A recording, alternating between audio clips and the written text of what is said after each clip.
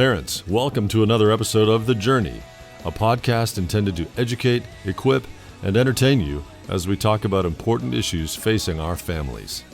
PCA is a Christ-centered, biblically based, and family-focused community of committed believers doing life together.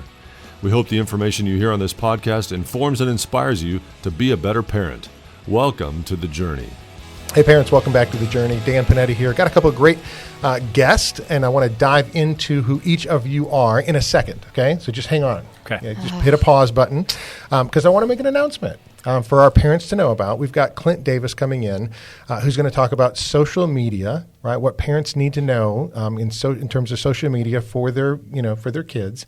He's going to be on the Plano campus October 24th from 6:30 to 8. He's going to be at the North campus November 13th from 6:30 to 8. So parents, right? This parent podcast, parents need to know about this, so we're bringing in Clint. I've already done a parent podcast with him a while back where he did a great job, but I was like, hey, we need to put him in front of our parents where they can sit, listen, ask questions, and it's going to be an awesome, awesome evening, right? Both Plano campus, October 24th, North campus, November 13th. You can go to either one, though, right? So if you're in Plano and you got to run up north to go to that one, great. If you're up north, you've got to run down to Plano to come to this one. Awesome. We love it. We're looking forward to it. Today, our topic is talking about this thing that we're calling the Civility Clause, okay? And so I've got a couple of people here as my guest. Kristan Williams, you're the principal at the middle school. You were up at the North Campus before, but welcome to the program. Thank you. Yes. Gabe Boyd. Gabe, you and I worked together for, 7, 8, 9 years, whatever it was. Yeah. And so we know each other super, super well. But North Campus parent, 4 girls. That's right. Oh, man. Can't wait for those weddings. Me either.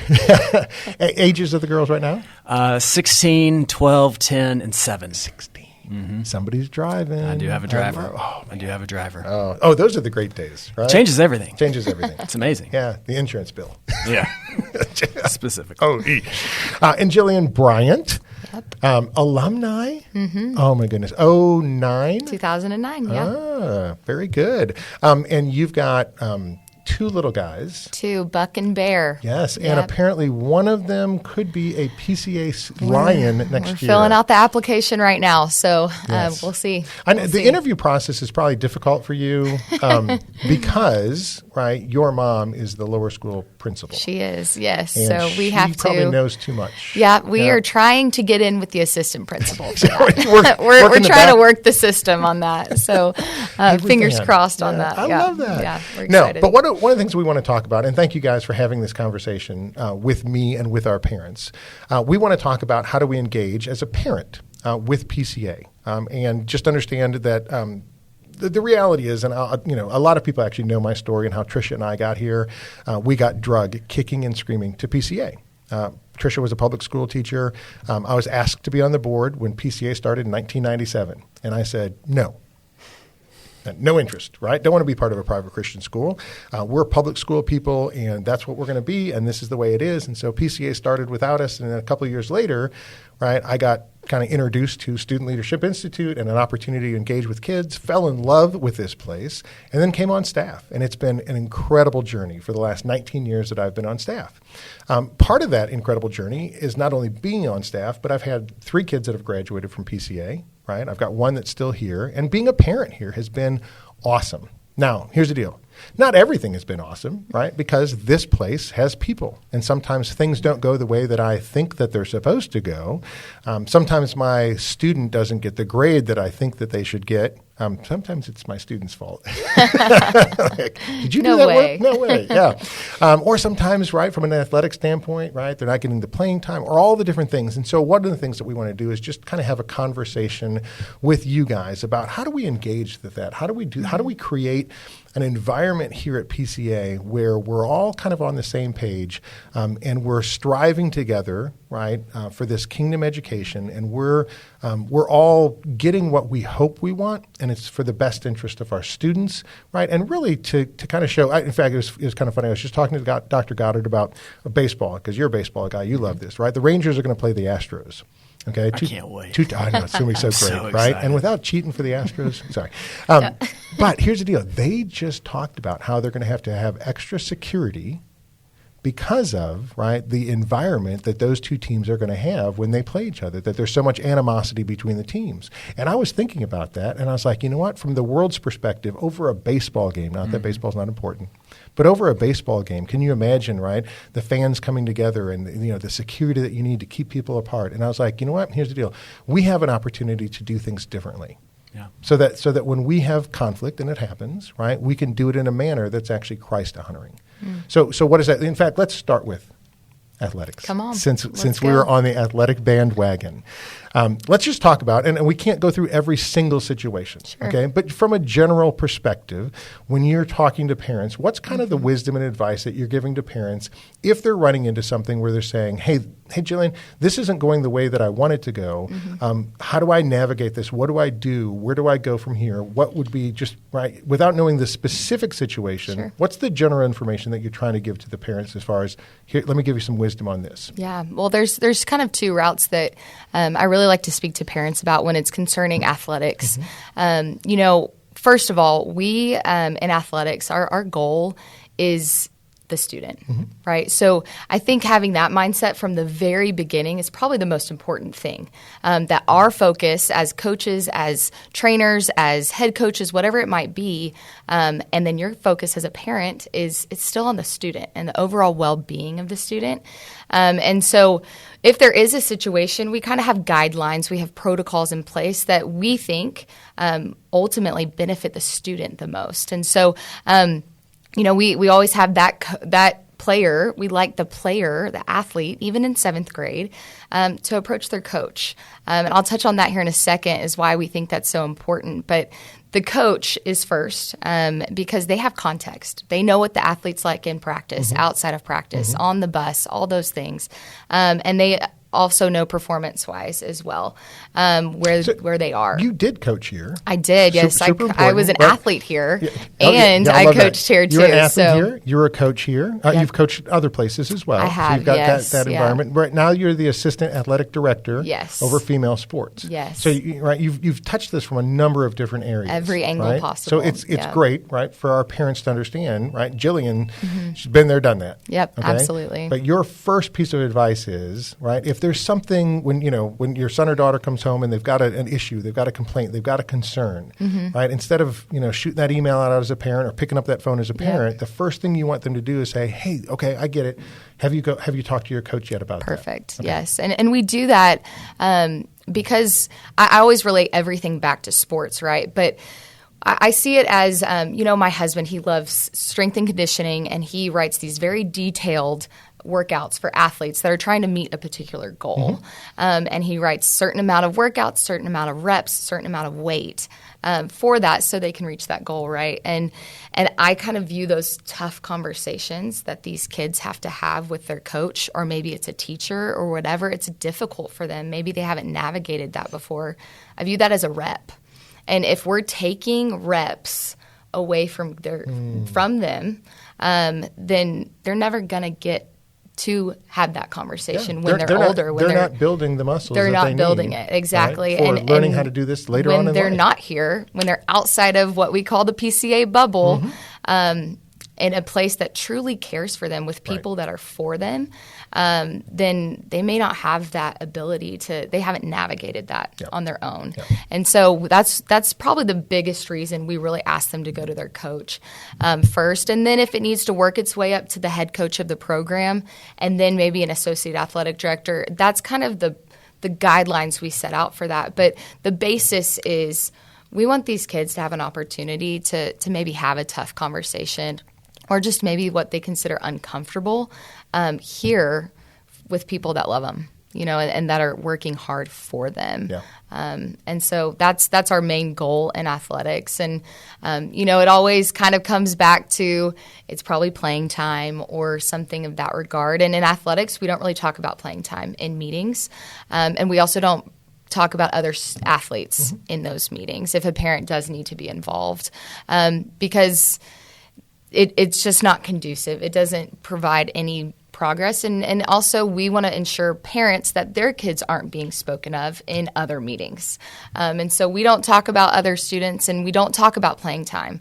We do, however, talk about skill development, game IQ. What does your student need to improve on in order to maybe gain that playing time that they're really striving for? Yep. So, and to meet their goals too. I love it. Now, Kristan, it's something similar, right? Now, we're not talking coaches, we're talking teachers.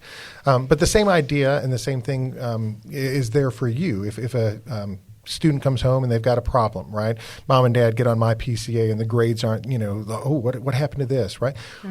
What are you coaching up those parents to say, hey, how do we address these particular things? And I think the same thing exists is your first order of recommendation is to say, mom and dad, talk to the student if they're able to advocate for themselves, right? So kind of go through the different levels. Or we're talking, lower school, middle school, upper school.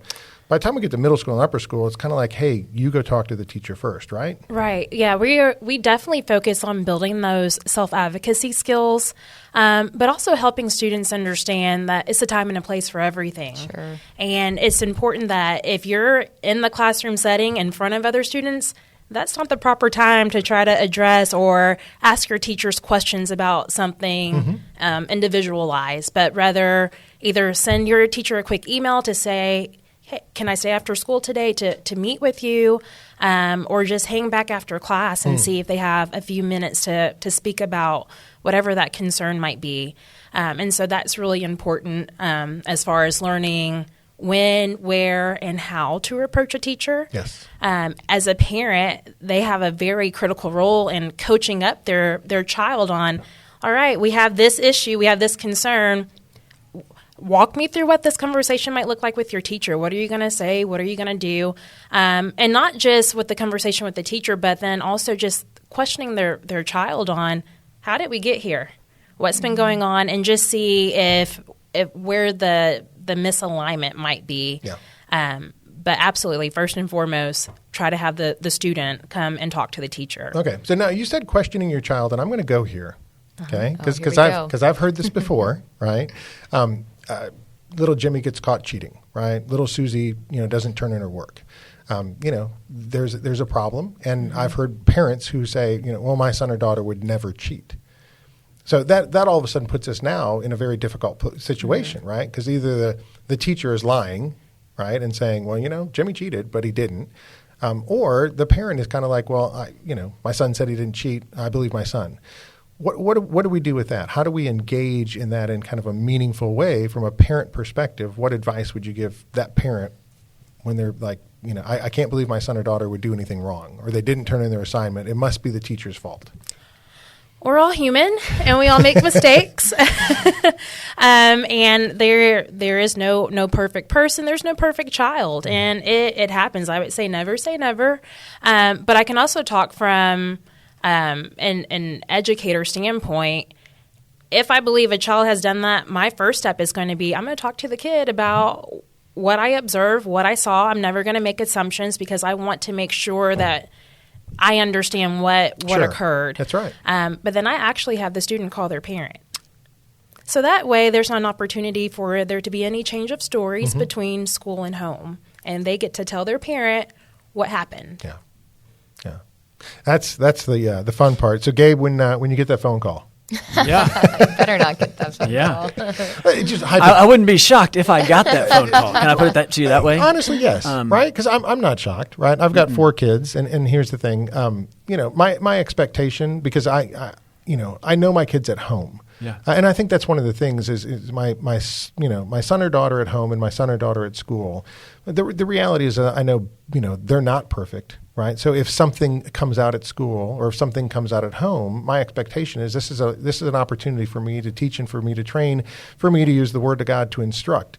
If something doesn't happen at home and it happens at school, it doesn't mean, well, I've never seen that at home. It's like, well, okay, well, it didn't happen at home, but it happened at school, right? So if you get a phone call from a teacher or a principal, right, as a parent, right, how do you handle that then from the parent perspective? Yeah, I just what I said. I'm never shocked by sin or a lack of judgment when it comes to kids or adults for that matter. And so, should I get that phone call? For me, it's really asking questions. Like I want to try to get the full scope of the situation before I ever start to take sides. And usually for me, I'm always going to lend myself towards the side of the school. Not because I don't trust my kids, not because I don't believe my kids, but if that phone call is being made, I'm believing that it's being made with either proof of this happening, or to your point, like there's context in both situations, whether it's in athletics or it's in the classroom. There's context that I'm not aware of, that only my child and the teacher are aware of. And so for me to run in and immediately take sides seems kind of foolish to me, that I would immediately do that. Yeah. And so for me, I want to ask a bunch of questions. I want to try to get the full scope of the situation. And then to your point, I want to try to make it a learning opportunity. Yeah. If it's something that we need to own and ask for forgiveness, then by all means, we're going to do that. I'm going to expect my kids to do that. Yeah. I think the other thing for me, and I've talked to a lot of parents that have encountered situations like this, both in ministry but also here at school. And I think the biggest thing is that a lot of times we want to take the sides of our kid because we think it's a bad representation of who we are as parents, right. Should our kid get caught doing something that they shouldn't have. Yeah. And what I just try to remind people is that my identity is not in the behavior of my children.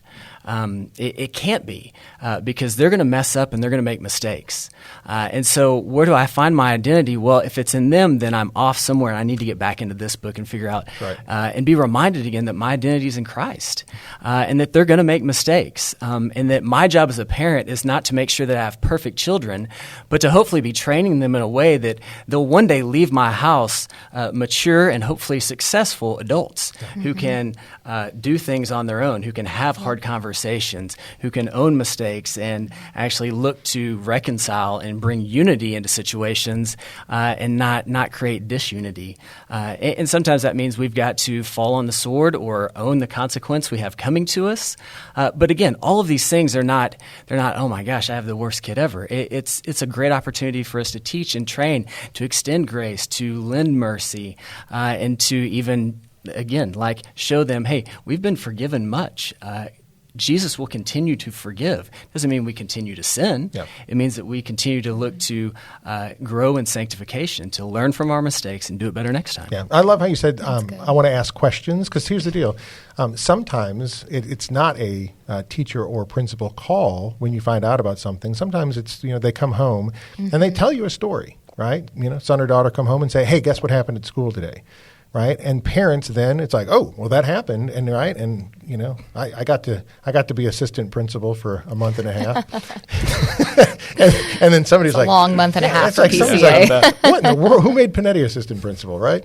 But here's the deal, right? You shoot off an email, right, when you've heard one side of the story, correct, right? And Proverbs says, hey, right, a man sounds right until you hear the other side of the story. And so I think as parents, we need to be careful of coming home, right? And, hey, coach doesn't like me. He won't play me. Oh, yeah? Oh, hey, here's what happened, right? Or my teacher said this, or my teacher did this. And it's like, well, I can't believe that. And you shoot off that email, right? And it's just like, oh, wait, have you gotten both sides of the story yet?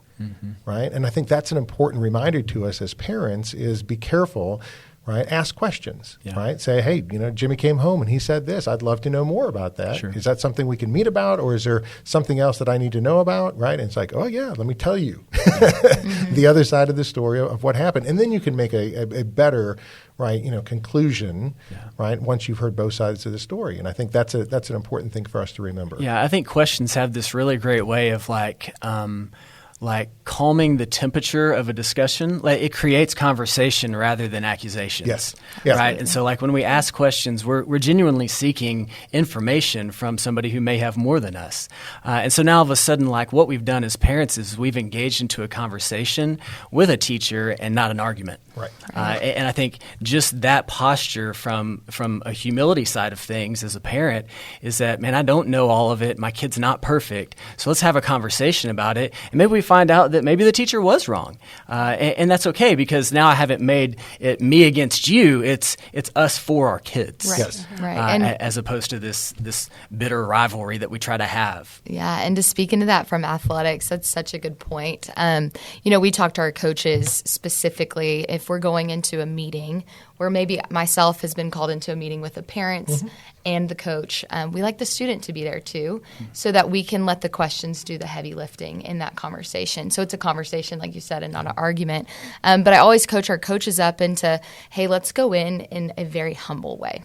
Like, this doesn't have to be an us versus them, because it's not that way in reality. You know, that's not our purpose here. And so we go in with humility, and maybe something a coach did was kind of spot on to what he was doing. It might have just been the way it was received by the child. And so him getting an opportunity to explain, or her getting an opportunity to explain, hey, this was the reasoning behind that decision, or this, what we did. And I'm so sorry that upset you. And I can see how that upset you.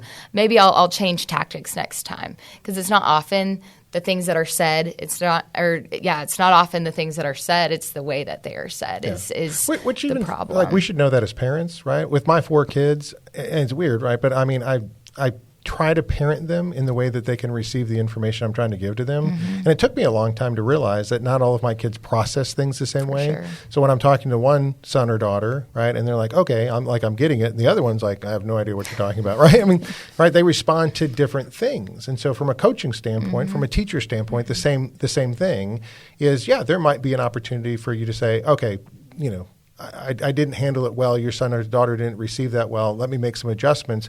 But from a parent perspective, when I go in there and I start knocking heads right away, and I put people on the defensive, now all of a sudden I have to kind of defend myself, as opposed to, you know what, my son processes a little bit different. Like, could you do this? Oh yeah, we can work on that. But at the same time, understanding that I've got 25 kids sitting in there. So right, I've got 20 or football team. I got 60 kids standing on the sideline. So I can't narrowly tailor everything to, the way that your particular child likes things. Sometimes we have to, okay, this is the way that we're going to be coached. This is the way that we're going to be taught. How do you come into that environment, and what's the best way that you can learn from it? Right. So that's an important thing. One of the verses I wrote down was Colossians 3. It talks about, put on then as God's chosen ones, holy and beloved, compassionate hearts, kindness, humility, meekness, and patience, which we've all talked about, right? Bearing with one another. And it says, and if one has a complaint against another, because it happens, right? It's going to happen. It says, forgiving each other as the Lord has forgiven you. So when you walk into a situation, even if you have been wronged, right? And here's the deal. We come at it with the attitude of, hey, I've been forgiven much. I can forgive others. For sure. Right? Because we're all in the kingdom part. This is kingdom education. We're all in the kingdom, right? We're not the Rangers and the Astros going at each other. One team's got to win, one team's got to lose. The reality is we're hoping that we're all winners in this, and that when our students walk through our particular program, right, they're growing, they're developing, they're maturing, because this isn't the game we want them to win. Life is the game that we want them to win. So all of these are opportunities. And when your son or daughter does something that's dumb, right, makes a mistake, and they have to have the accountability for it. It doesn't mean they're a bad kid, we've discounted them, they've lost. It's, hey, they've learned, right? They've learned, and next time they're going to do it better, and next time they understand the consequences. And guess what? When they get out of here, right, they're like, hey, I remember back at PCA, right, this is the learning process I went through. Here's how it was handled with grace and truth. And there's some consequences that go with that. But if I don't do that, if I don't give you consequences, when you go out into the world, right, the world's not as forgiving, right? And those consequences will be worse. So just a great reminder for that. Kristan, the other thing is, for every complaint a parent might have, right, there's 50 parents that are like, oh my goodness, you guys are doing a great job. I love y'all, right? That's a fantastic teacher. And that's a reality. Sometimes our teachers or our coaches only hear the one loud voice of the parent who wants to have a concern. What would you tell to the parents who are like, I think everything's going great, and I just want to appreciate you, right? How can a parent kind of follow that up with?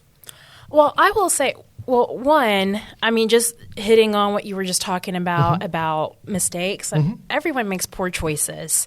And it's just, like you said, it's not that the kid is bad. It's just sometimes it's a poor choice. And we all fall into that. But also, whenever entering a meeting about a concern, assume positive intent. Okay. We're not on opposite teams. We're on the same team. Right. To support and love and help grow and build the child.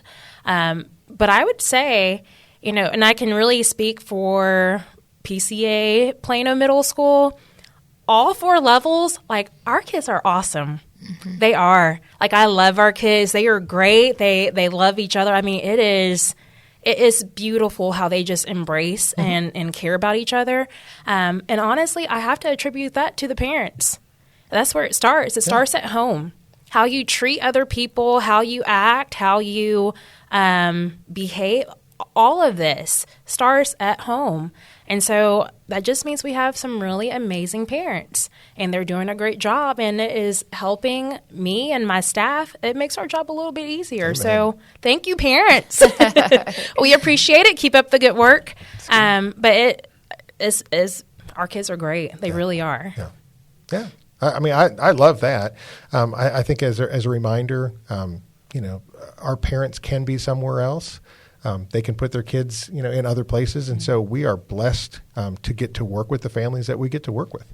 And the families who love being here and they, have done the work at home, it makes our job so much easier, right? Like this is awesome. So it's a very small percentage, right, of things that you have to deal with on a given basis where you're saying, hey, I mean, even like uniform, I sent out, a bunch of different uniform things, right? And it's just like, here's the deal.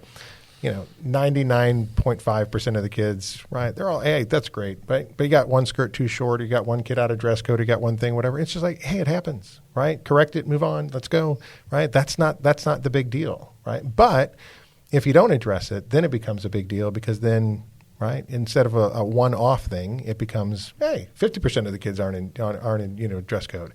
And I think that's kind of what the reminder is it's not that, we're singling out your son or daughter because they're not doing something right. It's, okay, it's a single issue. We want to address it because we don't want it to be something where everybody else is like, well, wait a second. Jillian's not in dress code, right? And then Gabe's not, and then Kristan's not. And it's like, well, I'm not either then. I mean, and that's what happens. Mm-hmm. And so that's a great reminder is, yes, parents, right, we're here with you. We want to work with you. Parents are like, yes, we want you to work with us, and we want things to go well. We want a great environment for our students to thrive and to be successful. But we also want to learn through the process. And so when things don't go the way we expect them to go or the right way, right, let's learn through that process together. So I love that. I do have a book, and I just want to throw this out. And here's the reason why. I just got this. It's called The Soul of Civility. Alexandra Hudson was actually a BWI speaker a few years ago. She has this timeless principles to heal society and others. But one of the things that she pointed out was the difference between being polite and being civil. And the word polite comes from the word polish, right? Kind of a smoothing over. And the word civil actually comes from like civilization. It goes to the heart of the matter. And the thing that she's trying to point out is, and here's the concept, is when something doesn't go the way you want, right? So Gabe and I have a conflict, okay? She's like, being polite isn't enough, okay? Because being polite is basically when I see Gabe and I just go, okay, how are you doing today? And we kind of smooth things over. It doesn't get to the heart that Gabe's an image bearer of Christ. Right? And that if there is a conflict between us, we need to address that conflict. We need to resolve that conflict. We need to forgive and we need to move on. And we need to be combined together, right, as brothers in Christ. And that's the ultimate goal. It's not to smooth things over so that you can just get along, right, but you really don't love each other. It's to do the hard work, right, of being civilized, of bringing in civility, because that's the work that Christ redeemed us to. And so I think that's an amazing thing that we get to address at a Christian school that maybe other places don't, right, where it's like, oh, well, you apologize, you move on, it's no big deal. It's like, no. This is important. Right? It's important for us to have a civilized society, right? For PCA to be a place where we go through the hard work, right? We really do forgive where we've been wronged, and we realize we're all on the same team together, right? Because the reality is we're family. Absolutely. We're gonna spend an eternity together, and this right here is kind of our dress rehearsal of what that looks like. So as the rest of the world is going crazy, right, and they can't get along and they have more security at their games, right, we want to be a place where people come here and they look at it and they go, this place is a little bit different, right? Now we're still competitive. Very. Right? And I always say we want to be nice to the other teams because we need teams that we can beat. Right? Absolutely. They have to schedule us. Right. So. They got to schedule us, come in here, and we will treat you well, and we'll beat you, and then we'll send you home and give you a pat on the back and say, come on back. But you know what? Does that make sense? It's like, this is a great place to come. I want other people from other campuses to feel welcome here. Because even when we're playing other teams, right, the reality is we're playing other brothers and sisters in Christ, and we're going to spend an eternity together. So let's at least treat them with the respect and dignity that they deserve because they're image bearers of God. Even officials. Especially officials. Right? Especially officials. We'll say this, right? We do not yell at the referees. No, we don't. We Right? do not. We do not yell at the referees. Right. So, Even TAPS has, it's become kind of a problem across the state. And you even see the numbers of officials have dropped significantly over the years, specifically the last two, really after COVID. I think we came back from COVID and we're just happy to play, just happy to be out there. And then it's become very competitive and very they use the word aggressive. That's what TAPS used. And so just explaining that officials they don't sign up to be officials anymore because of just the backlash they were getting at games. And so TAPS has really cracked down on fan behavior as well. I think we have some of the best fans in the world at PCA. I really do. I've been a lot of places. I've played a lot of teams. And I think that our parents especially are incredible. There's kind of a fine line between being a great fan and being a little over the top. And I think we do a pretty good job of just reminding the parents, or even, it's not always parents, it's sometimes students, a lot of times students, of just what our standard is at PCA, and just, we need to be the light, right? That's our theme. But you have an opportunity to not only show the other teams, the other officials, but your own kid what a good fan looks like. Yeah. Your own kid, what facing adversity in real time looks like. And so it's something we preach to our teams all the time, our students all the time, but also to parents too. Yeah. We can't do athletics without parents. That's right. We went down to that football game in San Antonio, and it was kind of interesting because we were sitting in the stands, and we had more fans in the stands at an away game in San Antonio than they had at a home game. Yep. Absolutely. And so our fans, our parents, right? I mean, from a community standpoint, they show up, they're loud, they're proud, they love it. But there is the line, right? Here's the deal. We don't yell at referees, and we don't yell at the other team. We don't. Don't say names of other players from other teams. Right. Yeah. Right? So we don't do batter swing. We don't do anything. No, right? we don't. We cheer for our athletes. 100%. Right? And we expect them to go out there and to perform well and to have a great time doing it. And we enjoy the gifts and abilities that God's given them because they've worked hard to be there. Yep. So I'd just like to piggyback off what you said about providing an example in the context of sporting events, but I think also in the context of what we've been talking about in terms of whether it's conflict with a teacher or just a difference of opinion, or even if it's a conflict between students or between families, that our kids are watching. They're watching how we handle every situation, right? And so if I'm a mess in the stands at a sporting event, then I shouldn't be shocked when my kid has a bad attitude towards their coach or the officials, right? And I think it goes true also just in normal life, whether it's in the classroom. If I show a lack of respect in how I engage with teachers, well, then why would I be surprised when I get that phone call because my kid was disrespectful in class? And so I think as parents, we have to be really careful. And I love what you said about this politeness versus civility, because politeness to me is like glossing over something, but it still leaves room for sin. And so when I think of people that are polite, I think those are the same people that are probably talking about me behind my back. Yep. Amen. Where someone who is civil is somebody who's actually seeking reconciliation. They're looking to actually let's work through this problem. Let's get to the heart of the matter. Let's issue forgiveness. Let's own where we've messed up, and then let's start our relationship back over.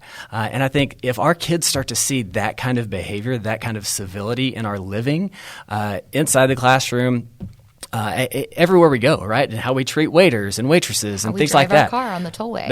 Okay. So we have a lot of sanctification to go in some of those areas. But Jillian went there. But yeah, I think as we're thinking about our kids and the eyes that are on us at all times, like this idea of us modeling behavior is so important. It is. And our kids are watching. They're watching how we do things. They're watching how we say things. And I mean, you even alluded to what Paul said in Colossians. He brings out humility and thankfulness, and I just think of Galatians and the fruit of the Spirit, right? That we are to be models of the work that Christ is doing in our own hearts, and we should be keeping in step with the Spirit, is what Paul would say, not walking in the flesh. And that's in any and every situation, and that's the same thing we should want for our kids, to be kids who are growing in their sanctification, and so that they're walking by the Spirit. Yeah, and can I tell you, here's the deal. As we think about that from a parenting perspective, that there's those young eyes watching us and that we're training them, sometimes we have to apologize as parents. I think that's perfectly okay to say, right? You're at the football game and you yell at a ref or whatever, and you look and you say, you know what, I'm sorry, that's my bad. right? Like I shouldn't have done that. I got carried away. We let emotions, right, sometimes win the battle and carry us away, right? And here's the deal. We're humans, but it doesn't mean that we can't address those things and can't apologize and ask for forgiveness and then move on and do better. Yeah. And so I think if we sent that email to the teacher and it wasn't polite, right, we can say, you know what, I'm sorry. I was frustrated. I was angry. That's my bad. I shouldn't be taking that out on you, right? Let me rephrase that. And I think that's just, right, all together as the community, right, as we own our things and just say, hey, here's my responsibility. You're doing your best. You've got this. You said this, right? We can apologize and we can kind of bridge that gap, right, with the grace that's been given to us. We can extend that to other people so that if another person makes a mistake, it's like, that's okay, right? I make them too. Yeah, right? Absolutely. So it's easy to forgive others when, you've had to ask for forgiveness yourself and people have extended it to you as well. Yeah. And I think just also, we're going to make mistakes as teachers, as educators. Sometimes we do mess up. Yeah. And just having a forgiving spirit, not just trying to, cut us down. That's just part of Christianity. And I think just being able to accept, like, okay, this teacher made a mistake and this is how the situation is going to be rectified, and being able to move forward. I think even that is important, is to extend grace in those moments when the teacher did mess up. Yeah. Mm-hmm. That's great. Well, I love it. Kristan, I love, as you said, right, I mean, our parents are awesome. They're Jillian, fantastic. right, they are. They're fantastic. Thank you. Thank you Gabe, very much. Gabe, as the parent one. representative, Gabe's taken all that, right? I appreciate that. Let me own that. But we do. I mean, I've been here 19 years and have loved doing life, not only with the students, which is such an incredible opportunity to train students to think critically and Christianly about the world around them, to look ahead to say, hey, are our kids prepared for what the world's going to throw at them? And this place does that, which is awesome. But then to realize that it's those families' decisions to say, I want my son or daughter there, right? And it's amazing to work with those parents. And we've seen some great families come through here. We've seen some tough, decisions that have been made, right? Some mistakes that have happened, some things that have gone through. But through it all, right, when the kingdom is placed ahead of, right, my own personal desires, it's amazing what can be done together as brothers and sisters in Christ. So I appreciate you guys having the conversation so we can help train up our community on what we expect and of just kind of the reasons why. Right? We do this because Christ has first done this for us, and we do it to model it for the world and for the younger eyes that are watching us. Yeah, that's how Jesus said that they would know that we're his disciples. The way we love one another. How we love one another. Amen. Well, appreciate you guys for your time in the conversation. Yeah, thanks for having us. Thank you.